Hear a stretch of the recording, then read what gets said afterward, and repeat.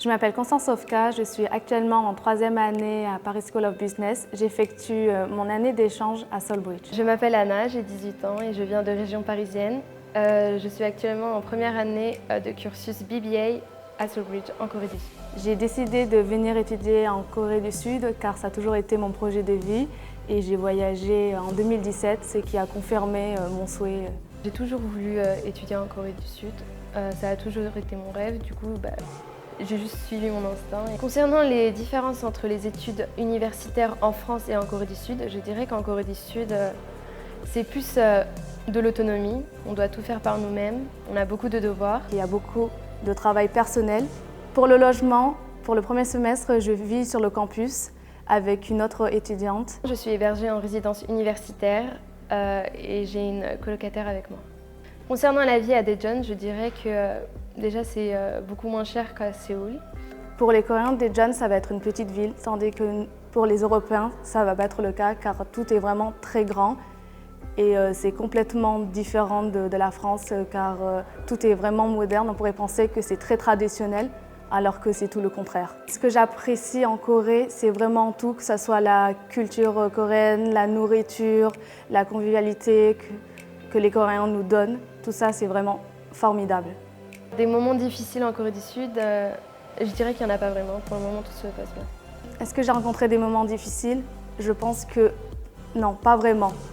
Même pendant la quarantaine où ça s'est très bien passé, car j'ai pu garder en contact avec mes parents, mes proches, mes amis.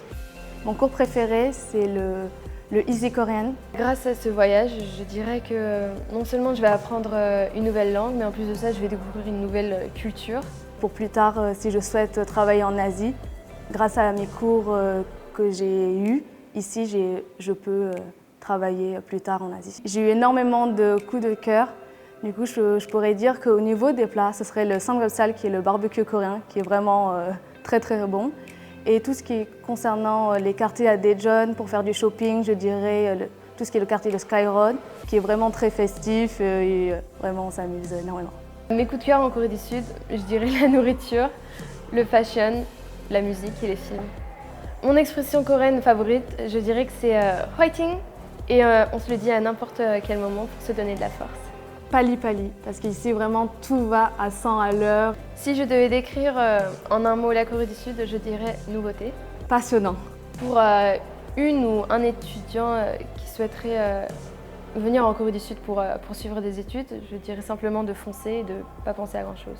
Allez-y, osez partir et n'hésitez surtout pas.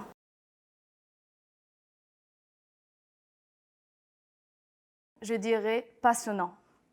Ok, ben montrez-moi la passion que vous avez. On l'a refait. Hein? J'avoue. Passionnant. Passionnant. Alors, les différences...